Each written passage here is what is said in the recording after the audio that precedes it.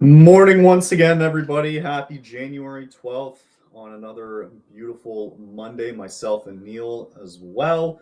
Neil, hope you had a great weekend as we just discussed. A lot of football we watched, obviously, which is good. Good stuff. Nice to see the Eagles are out, obviously, for you, Mr. Neil. Can't complain about that. Can't complain about it. Absolutely. For myself being in Seattle, it was very stressful because the Packers couldn't get it done, and then the Niners escaped Philly, so that'll be the big matchup there on Saturday. But yeah, and then we also saw a bit of hockey here the last couple of days as well. Boy, this is going to be an interesting, probably the next 3 weeks, 2-3 weeks coming up here. It's going to be fascinating, obviously, with the Olympic break coming up, and the trade freeze that will happen before the Olympics here. I do have a clip to play from Elliot Freeman that talks about the Flames. He was on it this morning, so I think that's going to play a lot of vital information here as we get into very closer to that Olympic break freeze. And we're going to see a lot more trades maybe ramp up. But God, how long? Like, I think before we start, I mean, the rumor mill has just been going on for the last year and a half now, and it's at this point it's getting tiring to talk about. And at some point, we just need somebody to pull the trigger here. Yeah, I think the issue this year more than any is that this is probably the biggest sellers market I think that we have seen in quite some time, and I more than last year. Holy crap! Well, yeah, and I think that it really is going to come down to, like you said, who's going to be that first team to make a move, and we've seen like a couple of moves here that we saw San Jose. Quinn Hughes set the market. Quinn Hughes set the market, and I think it set everybody back a lot. I think because it was just like, now you know what the expectation is. We saw San Jose make a trade with I'm trying to remember who they made a trade with, but they got Laurent Brossoit. Kind of interesting. Chicago. Yeah, Chicago. So there's that, but that's like a minor trade. That's like both teams trying to get to the cap floor. Honestly, that was really more just like what we were looking at. But you bet. The one thing I just want to say really quickly is a little bit non sequitur is like just before we jumped on, I just saw a video talk about the Olympics. Just saw a video that as of Friday, this past week, they just started building the locker rooms in the arena, and I'm Neil, man. I don't think they're going to go. Coyotes vibes again. Like remember at the arena they played it at the end there, the college arena, Arizona State, and like you saw the visitors' locker room. Yep. It looks like that. It gives me that same kind of vibe. Didn't they find a hole in the ice already? They found it. They tested it. They played a game there, and it got delayed before it even started because of a massive hole in the ice. I mean, the dressing room. Like I saw the pictures of the dressing room, and I'm like, oh my God, this looks like my dad's basement. Like it's just incomplete. It's incomplete. You got like pipes everywhere. Like it looks completely dysfunctional, and you go, you have like 3 weeks here, right, before we got to get going. But think about it. It can't just be the dressing room. No, there's other shit definitely not done. If you haven't gotten that, like the way that it looks, and there's 100% other things that you clearly haven't gotten done yet. Man, I've been barking it, I think, since we kind of found out what was that, a few short months ago, that we weren't sure the arena was going to be ready in time. I don't know if the players are going to go. I don't know if Bettman's going to allow them to go.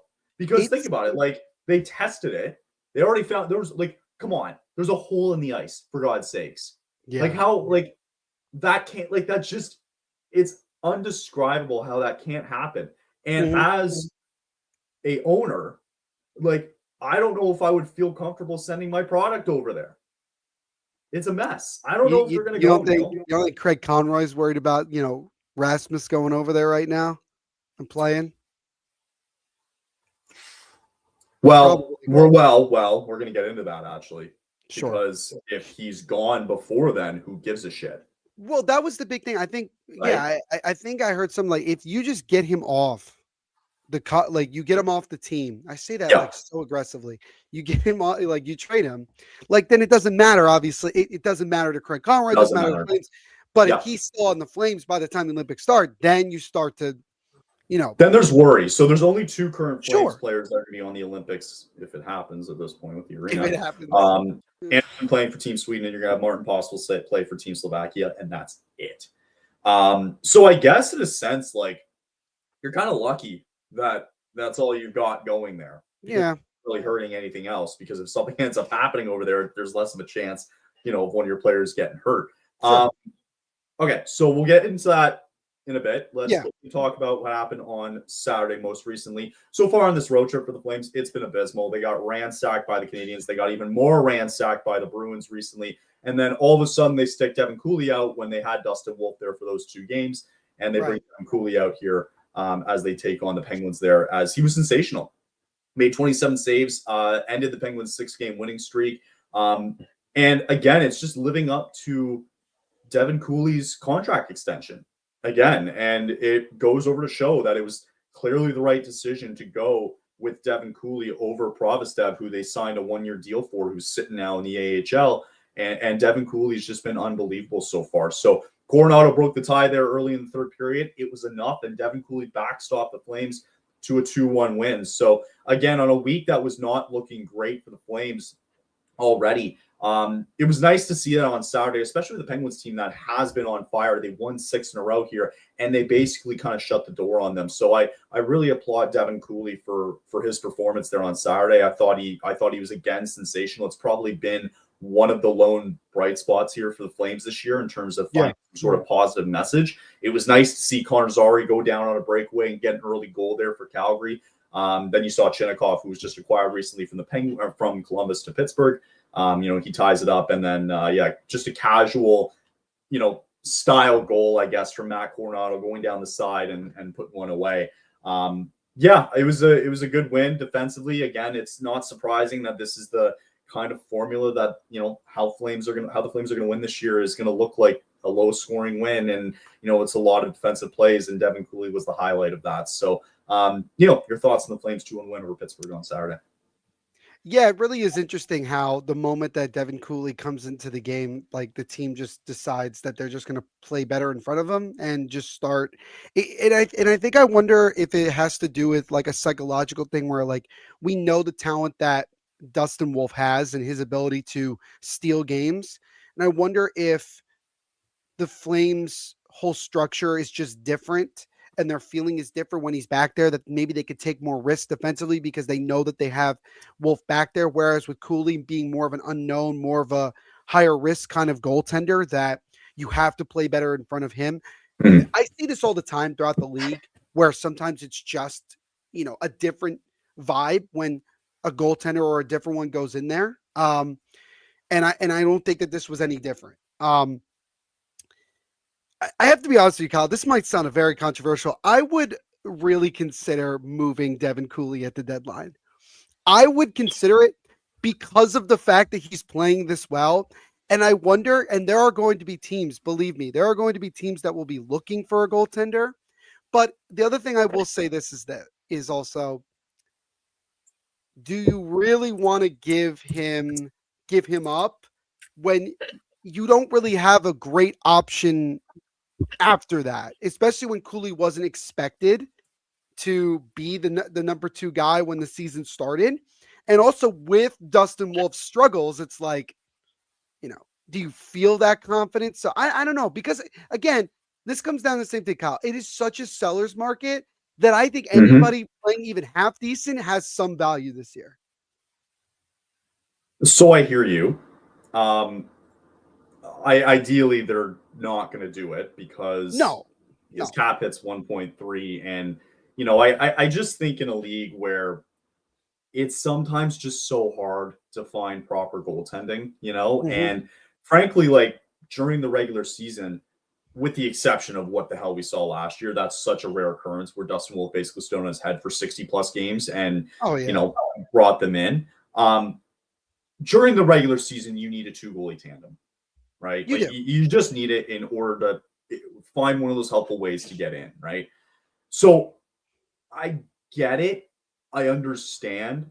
But I think like you're also missing, for me at least, is that you're trying to build and continue to build the culture here within Calgary, saying that we are rewarding you for good play. And then all of a sudden, oh, sorry, we're actually shipping you out, So it's easier said than done, right? Because you Sure. have to still convince guys to sign long term here. You can't piss off Zane Parekh all of a sudden, right? And this is like signing into a small deal and then shipping him out the door. So I understand the philosophy, but in terms of building something here within the organization, we talk about culture. You need to have some sort of integrity there. I agree. So I get it. I get it. Trust me. If I was cold-hearted and I didn't give a shit, then yeah, sure, he'd be out the door and I get some assets back. Sure. But at what point do your assets turn into your assets? You know what I mean? Right. So and guys that you want here as a part of like the solution, because you can only trade away so many things. And because I'll be honest, I think very likely if you trade Cooley, you get draft picks. I don't think you get any player in return. So we're not even you're banking on more unknowns. You're banking on, well, you better hope that you draft and develop well with whomever you get. Yeah. It was just a thought I was thinking about today because I saw a post on Instagram that was talking about like players who are overperforming expectations, and Devin Cooley was one of them. And I was just looking at his numbers and I said to myself, I wonder what his value is if he were to be made available. But I do agree that I think it's more likely that he'll end up staying. And I think that both parties are very much content with that.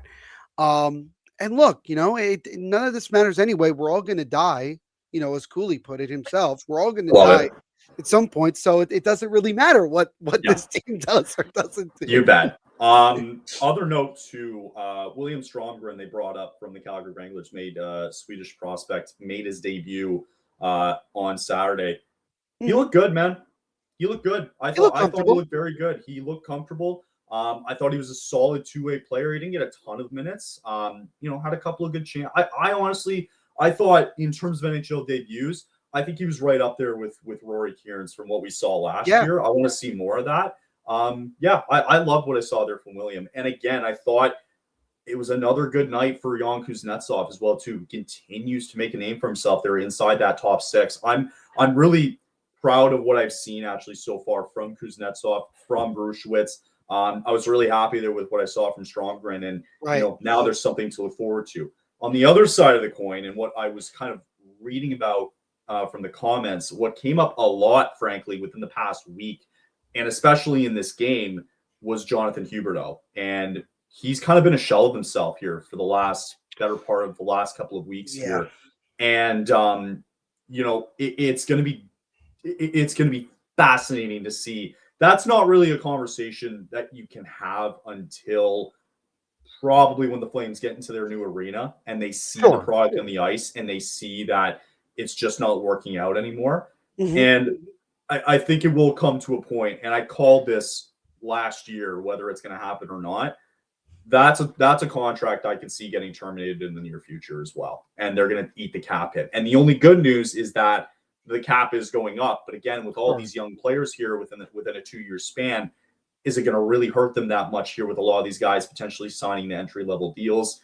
Probably not, right? Yeah. So, any thoughts there on Huberdeau before we kind of move on? Well, I think first of all, like that shootout attempt he had against Seattle was just piss poor. I mean, it was like he has no business being in a shootout. Sure, Grubauer, was ready for it. Trying to go 5-hole, and it didn't seem like much. And I think that Huberdeau is just at the point now where I think he just doesn't have very much confidence in himself. Sure, and that's fairly obvious. I do think that there needs to be a conversation given between Conroy and Huberdeau. I would say at the end of the year, because I don't think you can move him. I don't think you will move him. You can't, because he's under a no trade clause. Right. So I think you need to have that kind of conversation with him and his agent and go like, where do we stand? But here's the thing. They don't care. He's earning $10.5 million. Sure. Yeah. He goes, you guys gave me this money. I don't care. Right. No, and I think that that's probably the consensus at this point, that like I think that Huberdeau, understanding where the Flames are at this point, understanding the money that he's making, his attitude probably isn't good. I don't think it's at a point now where it's like, I don't think he genuinely enjoys like he enjoys getting paid $10 million a year. Sure. But he doesn't enjoy, obviously, the situation he's in. But this is the situation that he put himself in. He didn't have to sign like long term in Calgary. He didn't have. I'll push back on that. I think he enjoys being with the guys. The group that they've been with here over the last 2 to 3 years, whatever, especially last year with the way it went. Okay. He's definitely enjoyed that 1,000%. That's fine. I will agree though that I think it could get to a certain point where he's saying, "What the hell am I doing here?" Right? Because at some point with John, here's the thing: at some point with Jonathan Huberdeau, he's going to look back on his career, right, and realize, all right, cool, you made stupid money here with the Flames, which frankly should have been brought out in the first place because we didn't even see how he played. You made all this money, but haven't moved the needle towards winning a cup at all. The closest you got was getting your ass kicked by the Lightning in round 1 when you were with Florida. Right. That was as close as you've gotten, right? So it's I would almost be intrigued. And again, this is far down thinking. I don't think you start these conversations until maybe 2 years down the line, right? Give or take. Okay. Yeah. But I'd be curious if you go up to him and go, "Man, that Montreal team's doing pretty good." Yeah. Right? Yeah. Born and raised in Quebec, right? Yeah. Pretty nice there. Pretty nice what they're doing. I'd be curious to see if he would be willing to open up a modified trade clause 2 years down the line. He might. And I think I mean we saw rumors about Jonathan Marchessault, who's also from that area, that it's been reported that I think he would be satisfied. He would be cool with going. He'd be satisfied getting the fuck out of Nashville. I think that's what I don't know about this. See, no, here's the thing. I've always said this about Nashville. I think people genuinely like living there. And I think that's why guys are more okay with staying there. Like we thought that Ryan O'Reilly and Stamkos in particular would be gone by now. Sure. With all the rumors. But Friedman dropped it and said they're not so keen on just leaving. Sure. And that tells you something. But I think going back to what I was saying, I don't think that I think you do have to have that conversation at some point with Huberdeau. And I think that it's going to come to a point one way or the other where they're going to come to a crossroads. Sure. And either we continue with this relationship because it's good and you're being productive, or you got to have that hard conversation of being like, all right, look, you're not performing. We got. I don't think they would have a problem buying him out. I would kind of put the pressure on and say, we don't have a problem. But in 2 years, I'm not talking about I think buying him out now would be much more difficult. Sure. Yeah. No, you wouldn't buy it. For sure. It's been done before, and Minnesota's clearly been able to turn it around, no problem. Christ, if they're able to do it, why can't we? Right? Why can't any team do it? Right. Why can't any of the goddamn teams do it? So I think that they can absolutely do it. And it would more or less put the pressure back on him saying, listen, I don't want to buy you out of this contract, but I will. Right? You want to spend the next 3-4 years not making the money that you could have? Open up that modified no trade clause because they don't have a problem buying him out with the way the cap's going up. No issues there. No. And at that point, it's I don't even care about the relationship at this point. Business is business, man. The ROI is not meeting expectations here. So anyway, okay. I want to play a clip from Mr. Elliot Freeman. This was dropped, I believe, earlier this morning. I listened to this whole thing, not for the Flames perspective, but shout out Robert from Robert Munich, who always posts fantastic stuff from Flames Nation, reporting Elliot Freeman talking about the Flames getting a little bit more aggressive in terms of just trying to move the needle here with the Rasmus Andersson deal as the Olympics approach. So we'll take a listen to that real quick. Only thing I would just say that I've heard new, and I kind of heard this a little bit on Sunday, is that it does seem like Calgary is getting a little bit more aggressive in trying to do something. I think it sounds like there's a desire for them to do it before the Olympics, and teams know that. Now, there's been stops and starts with this before, so I'm always careful.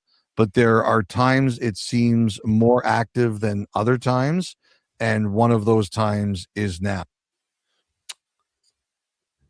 I hate how Friedman talks sometimes. Why? No, just because like he starts off by saying that, and then he goes, "I want to be careful with what I say," and I'm like, But but it's right I though. know It's he's trying not to get in trouble, and I get that. Right, you know, right, and no, I don't like actually hate Friedman because like he does this all the time. I just like I'm always like, oh God, man, like because I think I so badly want him to just say something, like, but he won't. but he won't because he can't because Sure. he'll lose credit, he'll lose those connections that we all need. So I get it. Okay. But, So to clarify, when does the trade freeze happen before the Olympics? Do we know a date? I'll look that up for you. I want to say it was like February 6th or something. It is February 4th at 4th. 3 p.m. Eastern time. FYI. 1, 2, 3.5 weeks before the freeze. So there's Yep. lots of time. A lot of time. I think it's a fair argument to say that a lot of teams are kind of viewing that as the part one of the trade deadline. Yeah, this year more than any other year, I think is considered to be. We have the regular trade deadline, but then we have a de facto trade deadline. Because then after the Olympics are finished, they have 1 week before the deadline. Yeah. So yeah, it's weirdly like a 2-part deadline this year. Okay, so let's get back to that video there for a second. So again, this seems that Conroy and company are getting a little bit more aggressive in trying to get this done. Having said that, I think we know, and I think at this point, Conroy and Anderson, I would have to assume, have come to an understanding that it's time to move on, right? Yeah, and I don't think there's any hard feelings either. By the way, I think it's a general understanding within the room that like this has to end. So yeah, it's getting like it's been dragged on so long that I'm getting tired of talking about it. It's like, are we doing this or not? You know? Yeah. So clearly getting more aggressive with it. And I did want to find Anderson's contract situation because I can't remember what's on his deal in terms of like the trade list and all that. I'll bring it up for you. I got you. Okay, yeah. So I mean, again, go ahead. I was gonna say, so again, for people just to understand, he has a $4.5 million cap hit, which I think is probably less now. I think now that we're at this point in the year. I don't remember exactly how that is. In terms of and he has a 6-team no trade list. 6. Okay. So it's still pretty big, right? And it's funny, like it's actually kind of a saving grace that he's been having a good year so far. Because guys are gonna love getting that, right? So I wanted to instead, now that I'm thinking about it here, if we pull up the standings, right? Clearly there's gonna be teams that are gonna be buyers to this. The one team that I keep hearing about that would be interested, and I actually wouldn't hate this fit, is the Detroit Red Wings. Yeah, I heard about them. The Red Wings seem like a very enticing. I would be very interested. I wouldn't hate that actually. Look at their prospect pool. Their prospect pool is so good. I think it starts. I like the name Nate Danielson in Detroit. I don't know. I think looking at the prospects pool there for Detroit, I think he's the one name that I can think of that probably makes the most sense. Unless you can think of one. I'd have to look. I'd have to double check their prospect pool. I will say this. I want to at some point when you think it's appropriate, I want to add another name that's now being talked about. Not on Calgary? Okay. No, but in the world of defensemen, that is it Dougie Hamilton? Yeah, that was. I was going to bring that up later on. Sure, we could bring that up later. That's not. Yeah, I have it ready. I have it ready. Because I think I would just say I think it's important, whether people realize it or not. I think it's important now that he's there. Sure. And that again, this morning we were told that the Red Wings are also interested in Dougie Hamilton as well. Be interesting is like that's something you haven't thought about either with the Devils. If they manage to move out Dougie, it's not like we've had trade conversations before, and maybe they think about bringing Anderson in for clearly a lower cap hit than what Dougie's making, right? Yeah. Anyway, we'll talk about Dougie in a little bit though. But the one guy that I really like, I'm stuck between two, but I think it's unlikely that one of them would get moved. I think one of them could. I really like Carter Bear, honestly. I do. Yep. But I just think that because unless Anderson goes as a sign and trade, sure, I don't think the Red Wings would be keen on like moving him for a rental. The other guy that I think I would say more likely that I would also be content with is Michael Brandsig-Nygaard from Norway, the Norway kid. I can see that. He's six, again, for people that just want to know, he's 6'1", 207 pounds. And here's a really fun fact for you, Kyle, in case you didn't know. He's the first Norwegian player to be drafted in the first round of the NHL draft. Plays in the SHL currently. Bro, if they can get Carter Bear, that would be crazy. But I think it would start. I would. Yeah. The thing is with Nate Danielson that I bring up is that he's a right shot centerman, 6'2". Sure. Yeah. You know, I think that's what ultimately they're going to need at the end of the day here is centerman depth, right? He has played a little bit in the league already. No, so he's been playing with Grand Rapids, 71 games last year with Grand Rapids, where he had 12 goals and 27 assists in 39 games. So, you know, again, he's one of the guys too that has like a kind of a 200-foot game. Thinking about like what Anderson could have gone for, and now, like, I would definitely look at exploring at that if you can get like a Nate Danielson, and depending on the draft pick, like that wouldn't be a terrible idea.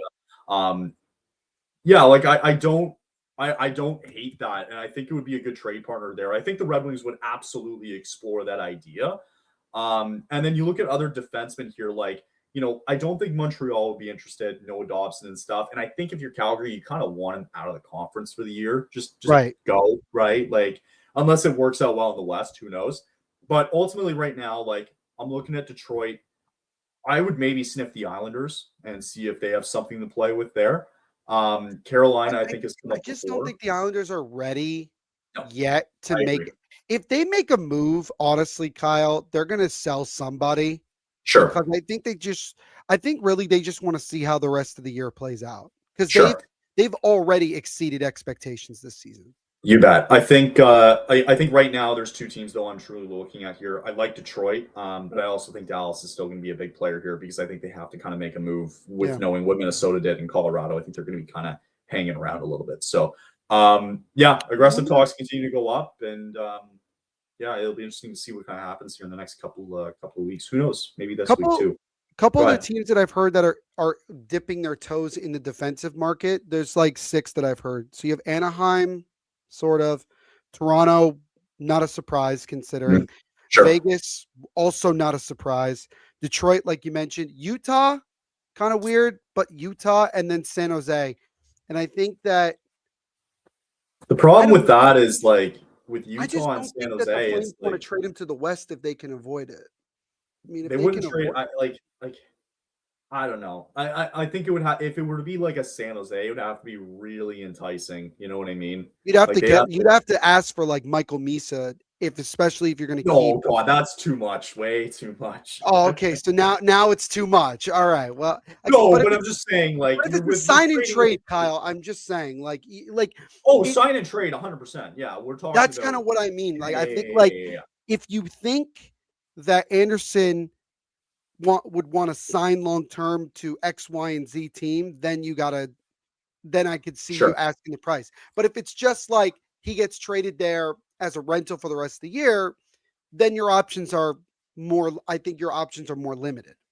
So speaking of options being limited, the Flames actually were very fortunate that Blake Coleman was only out day to day after he did suffer an injury. I believe it was against Pittsburgh on Saturday. Game. Yep. Ryan Pike just writing it, I believe it was 2 days ago after it happened. Only dealt with an upper body injury. Again, it's only a day-to-day, so he's only missing maybe the 1 or 2 games here.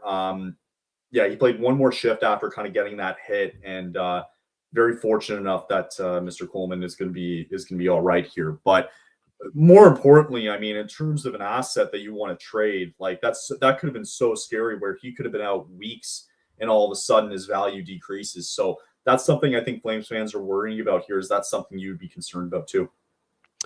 Yeah, for sure. I mean, when he went down, you're thinking immediately like, and it sucks because when you're a team in this position, you're thinking more like, oh crap, well, his value is definitely going to go down. But the fact that it's day to day, and it doesn't sound like from what we've heard it's anything severe.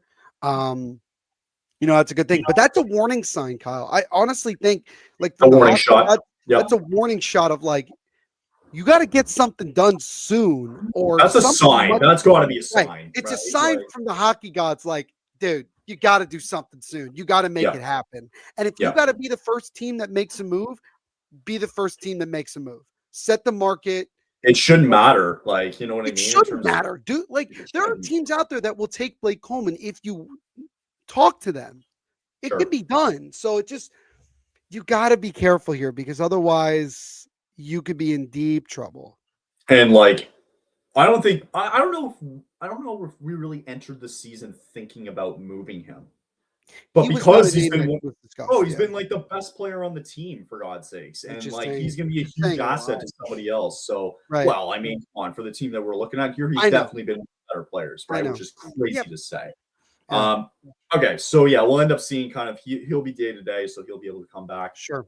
this week at some point. The Flames continue their road trip, by the way, tomorrow night. They're going to be in Columbus to take on the Blue Jackets. So we'll take a quick break, and we'll be back on the other side here with more fun news to talk about. Every yard, every sack, every interception, and every touchdown with Pick 6, it's DraftKings' newest game. Every snap can turn into a big-time payout. This isn't just watching the game. This is playing to win. Here's how it works. Pick more or less on 2 or more player stats. The better your picks, the better your payout. It's that simple. And here's the kickoff bonus. New DraftKings customers can get $50 in Pick 6 credits and with just a $5 entry on your first pick set. You know the game, now make it pay. Download the DraftKings Pick 6 app now and use code THPN. That's code THPN if you play just $5 and get $50 in Pick 6 credits. You make the call, ride the upsides in partnership with DraftKings Pick 6. The crown is yours. Okay. So I wanted to touch upon kind of a wild story that we saw late last week, and it's kind of been lingering into a bit as we start off here on Monday, and it pertains to the Ottawa Senators. So let's take steps here for a second, and we go back to it all started with Linus Ullmark, who left for personal reasons. And I think it's fair to say that we don't want to come on here and hypothesize about things that can happen, right? It's his life. He left for personal reasons. Things have happened. And I don't think there should be any speculation, regardless if it's him or if it's somebody else. I just think it needs to be left alone. You have to give that kind of respect. So anyway, we learn whether, again, this is all hypothetical, right? You have to take it with a grain of salt because, it's still, there's nothing to deny the claim. Sure. Right? Yeah. There's nothing to also confirm it. So there was the report that came out that apparently somebody within Linus Ullmark's circle has been saying that he's been cheating on his wife, and there were players on the road as well too, a part of the team that were cheating as well. And essentially what this person did is threw them under the bus. That is a massive speculation, right? Yeah. Which frankly really shouldn't be out there in the first place. Whether it's true or not, I think it should just be left under wrap. Like, this is clearly a personal issue and it should be left alone, right? It's none of our business. So it took a really ugly turn. And I think this was also kind of the first time that we saw a public statement made here by Steve Staios here, the general manager for the Senators. And he came out and just ripped the community apart, right? Saying, like, I mean, if you have the statement, great. I don't have it up on me here, but I'll bring it up. Yeah. Yeah, just it was it was funny. Like, I think a lot of people kind of felt the same way where we didn't really know what was going on until that statement was made, and then all of a sudden it was just kind of like, oh, okay. And then you dive like, Yep. why did they have to make the statement? And then you dived in a bit Yeah. deeper and you went, oh, this is why. So I have go the ahead. statement. Would you like? I can read it if Go for it. you're sure. So he goes, our organization was extremely disappointed to read the completely fabricated and false stories that are spreading around social media about our hockey club. Linus is away from our team for personal reasons, and he has the entire organization's support. We ask that people respect his privacy, but clearly that request was not heard by the lowest forms of trolls and sick people who scour the internet. We are disgusted that outside forces are attempting to disrupt our hockey club. This statement will put an end to the ridiculous speculation that has spread online. I don't think I've ever seen someone of a power like that go after and call out people on social media. Yeah. Like a lot of the time, Kyle, and I think you would agree, a lot of the time when we hear a story like this, it's usually broken by a reporter, something There's like insider there's info. inside. Right? Who's From an analyst, the guy from a for reporter, TSN? whatever. He dropped the Blackhawks scandal. What was his name? I'm blank. It starts with a W. What is his last name? Oh, I can see him clearly. He's got Westberg. No, that's not his name. Westfield. Ryan, Rick Westhead? Yeah. So like when stuff like this happens, I usually expect like Westhead to do so. He hasn't said a word about it, obviously. Sure. I feel like I'm This butchering that seems last name. very much like some BS. That's the sense I get from this whole thing. Yeah, I think even I think someone even asked Brady Tkachuk about listen. it.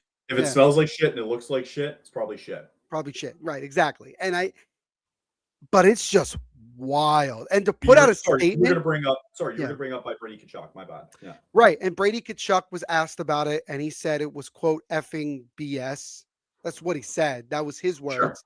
Sure. It kind of feels like somebody's trying to kick the Senators while they're down. They've obviously had a pretty difficult season, to say the least, and things have not been going well for them, particularly of late. If this is completely fabricated, whoever started this should be 1,000% ashamed of themselves, because we don't know what the reason is behind why Linus left for personal reasons. It could be a family member that passed away. It could be as simple as that. It could be for something completely different. But it just... Here's the problem. Here's the issue. Yeah, go ahead. They're feeding the fire by putting out that statement. That's true. Right? You're feeding them. This is exactly what they want. Right? And listen, social media can be used for a whole lot of good. But 9 times out of 10, it's pretty ugly from what we've witnessed over, however many years, right? And it's just a battle that you're never going to win, because there's people like that out there consistently, and they will consistently live on there forever. Mm-hmm. And the best thing really that Staios and company should have done is simply to just ignore it. And if any report, and that's the thing, it would then be on the reporters, right, to go look at that and then ask the question, right? Sure. That would be on the reporters, to be like, why am I doing this, right? There's clearly nothing from this, right? Unless you're getting from a reliable source. Those guys are not, those trolls that they speak to are not reliable sources, right? And I think that's just kind of the sad thing in all this. It's like Steve Staios, for one, should have never done that. You didn't need to put a statement out, Like, and if you want to look at that, you want to look at it like defending your players, fine, but maybe do it in person by defending your players, saying, don't listen to this shit, guys. Right? And guess what? And I think there's a chance he probably did that anyway. And whatever Allmark's problem is, fucking deal with it. It's his problem. Let him deal with it. Yeah. Like, don't worry about it. Let him deal with it. And if something like that comes to light and it is true, they're gonna fucking deal with it. So let them deal with it. It's not your It's not your problem. It's not my problem that we need to be invested into it. Sure. Like hockey players already have enough to deal with on a day-to-day basis. The last thing that they need is some outside distraction that has nothing to do with what they're Some doing. outside asshole. Yeah. And it's Right. just, and I could look, I like to do a positive spin on this. Maybe it's the kind of thing that rallies the whole team together as a cohesive unit and Sure. turns the season around for them. But at the same time, like this is, So then speaking things on are that and speaking about the team, because of that, more or less it has to do with Allmark's absence. Whatever he's dealing with, he's going to deal with. And they go out and sign James Reimer to a one-way contract. So he's going to be I didn't coming up realize he here. was still available. Well, you know what's funny is he played recently for Canada in the Spengler Cup, and he didn't look all that great. Let me translate for everybody. Kyle's trying to say very politely he was trash. He was pretty trash. Pretty trash. So again, he's probably going to serve as like a maybe backup, secondary. He's the emergency backup. But you know what I think about though, Neil?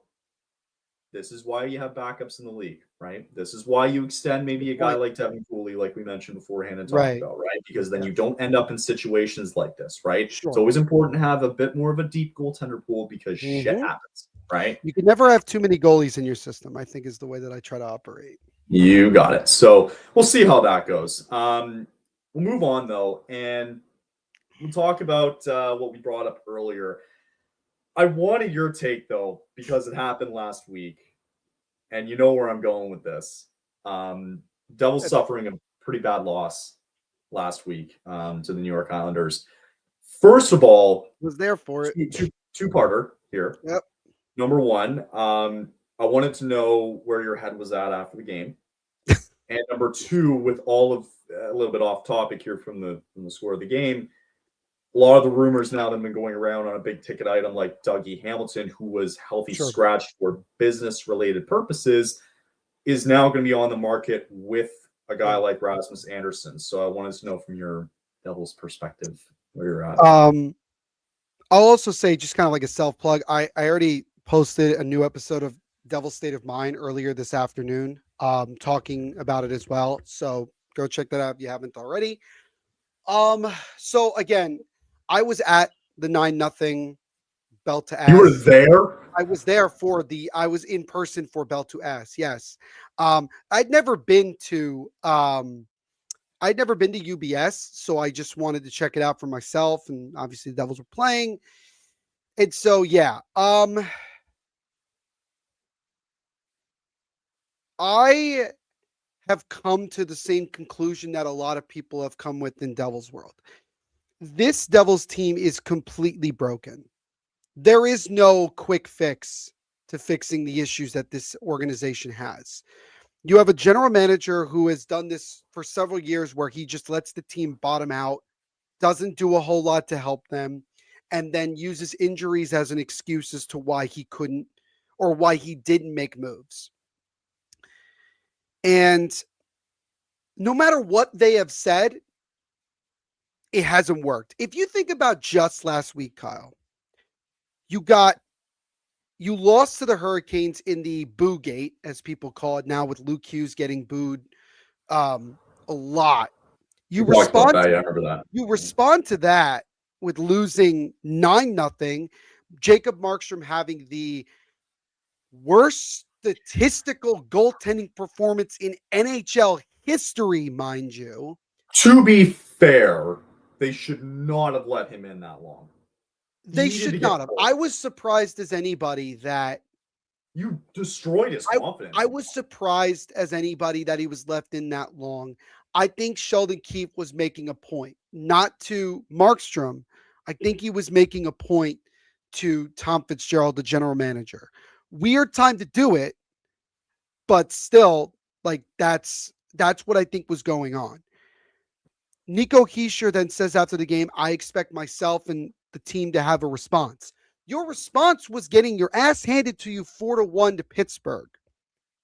Then you go and Sheldon Keefe says two very, very damning things, Kyle. And I will repeat to you exactly what he said. One was he said, I know what this team needs. I know what they're craving. I know what's going on. Number two, he said, and I quote, we have a lot of work to do to become a real hockey team. Mhm. This is an NHL franchise, by the way. This is an NHL coach that's saying that. And you follow that one up with playing the last place Winnipeg Jets, and you lose that one too. And now in about 5 hours, no, sorry, 6, excuse me, you play Quinn Hughes and the Minnesota Wild. This is going to be fun. I don't know Jeez. how bad it's going to get. It's going to get bad. Or because this is what the Devils do, they come out with their best performance and somehow win the game and confuse everybody. Sure. The bottom line to this part, Kyle, is this. The Devils' problems run much deeper than lacking X, Y, or Z. An organization that is content with being where it is and not making Right. any changes. We just heard today, Elliot Freeman, same 32 thoughts that we heard earlier today with the Flames, is that if anything changes, it won't happen till after the season. So why should myself or anybody in Devil's World really expect anything different to happen? Sure. And that leads me to with Dougie Hamilton. I will just start by saying this to you real quick, Kyle, and this goes for every player. Any player that has a no trade or no move clause, I will never get on them for exercising their right to not go to X, Y, or Z. That includes Rasmus Anderson. Yeah. If he doesn't want to go to whatever team, 16 no trade. 16 no trade clause, that's his choice. And the same thing goes with Dougie Hamilton as well. But after what just happened with Dougie getting benched, understandably, he hasn't been playing. Kyle, he has 1 goal in the last month. Like, it's Sure. not like he's been playing at a superstar level. Sure. But to do that, and then an hour later, Pierre LeBrun, great job by him, contacting J.P. Barry, the representative of Dougie Hamilton, and then being able to get a response from Tom Fitzgerald, who, by the way, has declined 5 different requests to speak to the local media, but has no problem talking to Pierre LeBrun at a moment's notice. Tom Fitzgerald is lying when he says this was a lineup decision. No, it's bullshit. not. Yeah. You want Dougie gone. You want his contract gone. So you're going to bench him until you can trade him. You're basically telling him, figure out your no trade clause so I can deal you. And the last thing is this. There was 4 different trades that Dougie has vetoed. 4. Yeah. Including one that would have sent him to San Jose last year. Which, by the way, I wonder now what he thinks about San Jose. The only thing, though, is this. High tax state, that is kind of a factor in all of this. Yeah. But this didn't have to come to this point. This could have been resolved in the offseason. But you didn't choose. You just weren't strong enough to actually make something happen. So I think about with him specifically, he's bounced around a lot of teams, Isn't that concerning to anybody? Carolina, Calgary, Boston. You had it. It was Boston, Calgary, Carolina, and now New Jersey. He's bounced around quite a bit, right? Sure. And generally when that happens, it's not a great sign initially, right? There's some cases where guys need fresh starts, blah, blah, blah. Yeah. But when it's happened on a lot of occurrences throughout your career, it's pretty damning. And you mentioned earlier, like him having the 1 goal. Yeah. I don't even view it like on a stats perspective. I view it as a defensive breakdown where, like you mentioned, like, you follow up the 9-0 slaughtering to losing 4-1 to Pittsburgh, right? You lose, 4-3 to the last place Jets. They've lost to Carolina. By the way, their schedule coming up here after tonight against Minnesota, they get the Kraken at home, right? Middle of the club 500 team. Kyle, I actually think you should try to watch that game because I think you want to hear what the especially if they don't win tonight, I think you're going to want to hear what the fans have to say. Oh, I'll watch a game. Because after the Kraken and the Hurricanes, they come to Calgary. Whoopee. And by the way, Kyle, next week, I'll be in Vancouver and Seattle for the back half of that road trip. Monday, January 19th, the Devils will be on the road in Calgary. It's going to be fascinating to see what happens, man. Okay, whatever. Yeah, we'll see if he can figure out his business situation and all that. I will say this, Kyle. Yeah. Dougie Hamilton has played his last game in New Jersey. I'll be Feels very like honest with you. It doesn't feel like it is. So, like, that's just there is no way that he can come back in the lineup. Ever. Sure. Like, he can't. And and the one thing, lastly, I'll just say this. I know because I'm saying a lot here, but yeah, it's okay. I believe this with my whole heart. The Quinn Hughes trade, or lack thereof, screwed up this entire organization. Them not Fitzgerald fumbling what should have been an easy trade in a normal circumstance rocked this whole team. Sure. They know that nothing's coming. They're not getting any better. There are guys in this team that are not doing enough and not producing and they're fully healthy for the most part, and they lost yesterday. This is not Sheldon Keefe's fault. Because now we just learned, Kyle, that guess what? Tom Fitzgerald is telling Sheldon Keefe what system to run. What the hell is going on? Why don't you let Keefe run it? Because he's the guy, right? Why don't you let him run the same system he ran at Toronto that was top 5 in goals for 5 years? Bingo. I think, though, like, with the fumbling of the Hughes trade, whatever, though, like, I don't really think, though, like, the Devils fumbled it too much. Look at the offer that Minnesota gave him, though. Look what they would have had to give up to get him. But what you're not getting, Kyle, and I'm going to push back. But I understand what you're talking about. I'm going to just push back on this real quick. Okay. If they had the cap space, that trade would have been done days before Minnesota even could jump in.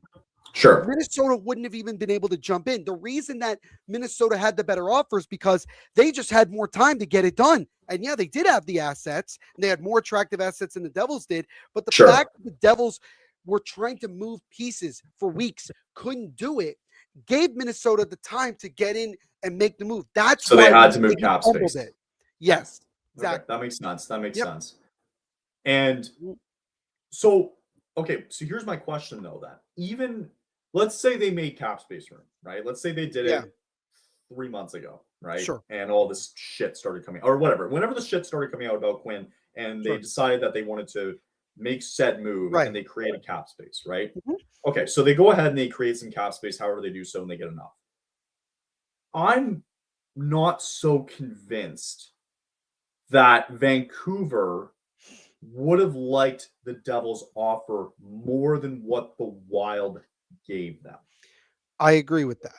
Okay. Because if looking the Devils had the space, but then both Minnesota and New Jersey had offers, I still think Vancouver takes Minnesota's offer. And I agree. That's a fumbling by Tom Fitzgerald in that way, because guess what, Kyle? You could have had Marco Rossi. Instead, you drafted Alex Holtz, and he's not even on the team anymore. Right. You could have had Z Byam. Nope. Don't have him either. You could have had those assets if you drafted and developed correctly, but you didn't. And so then you lose out again anyway. Mm-hmm. That's my point.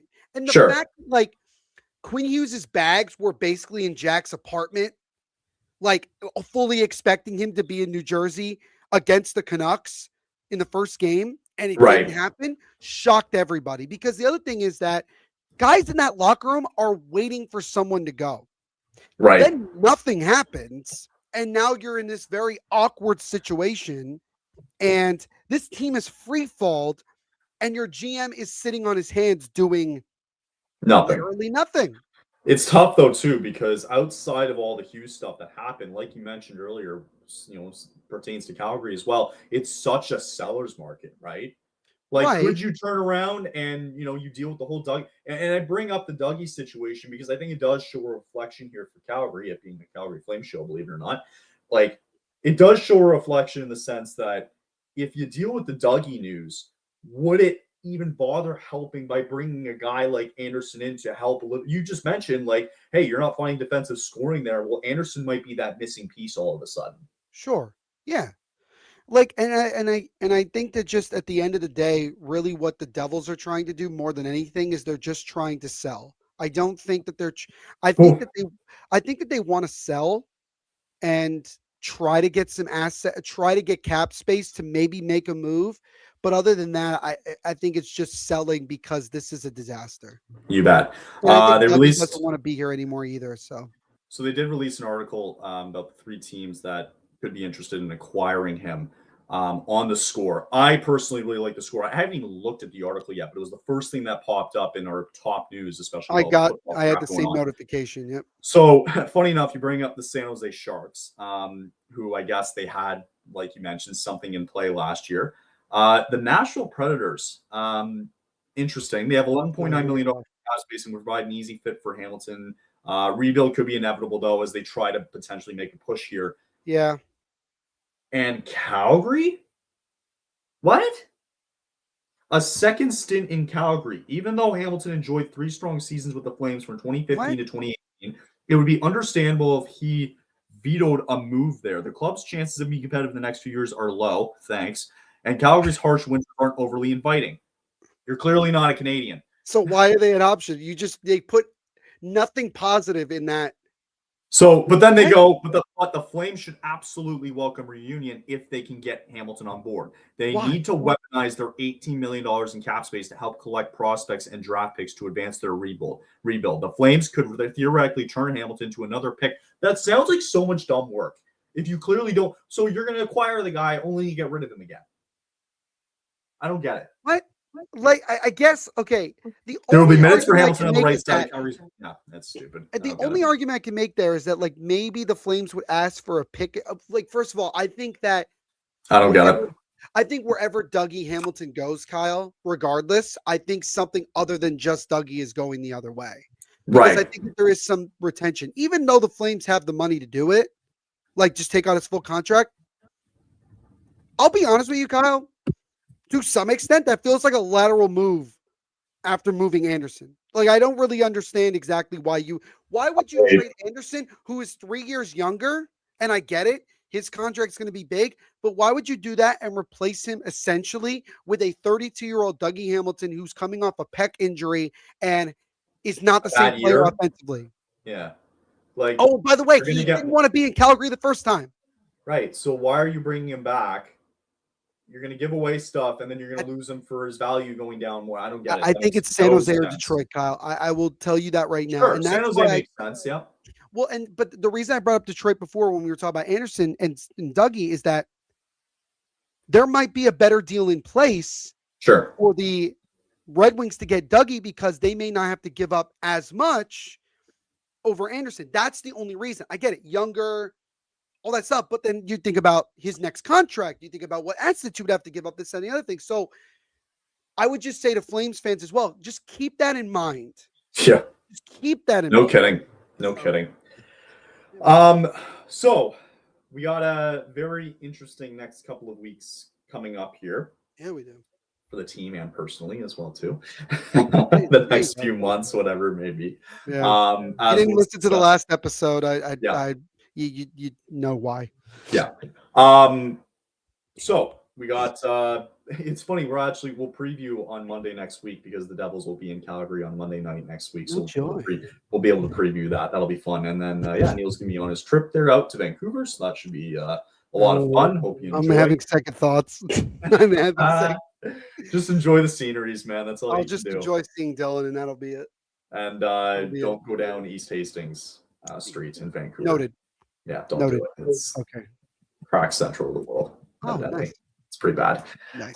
Anyway, so Flames play tomorrow night, guys. It'll be Tuesday. They're going to be in Columbus. Dustin Wolf expected to start. We'll continue to watch the ramp-up ramifications of any trade news that could happen with Anderson or Coleman as the week progresses. Who knows? It might be very aggressive going further. If anything happens, we'll obviously be on standby for any news that will go down. So, I think that's pretty much all I wanted to cover today. I don't know if there's any other news that we needed to kind of look at. again, just again very quickly talked about Dougie Hamilton, Senators there who did sign Reimer to a 1-year deal. Avalanche still look disgusting as always. Yep. No, I think we kind of covered it, so that's good. Good stuff as always, man. Likewise. Last question. Oh God. Seahawks or Niners this weekend? What's the prediction? Oh yeah, I knew you were gonna bring this up. I'm going to go with the Seahawks. I think that with them being at home and their defense, I think that it's going to be low scoring, but I think they're going to win that game. So I'm going to go with Seahawks in that one. What's the score? I'm going to say 24-13. Ooh. So, okay, I'm rolling with my Seahawks too. I think slow start. I'm going to say, God, there's been weird scores this weekend too. Yeah, it's hard to predict. I'm going to say like 25 to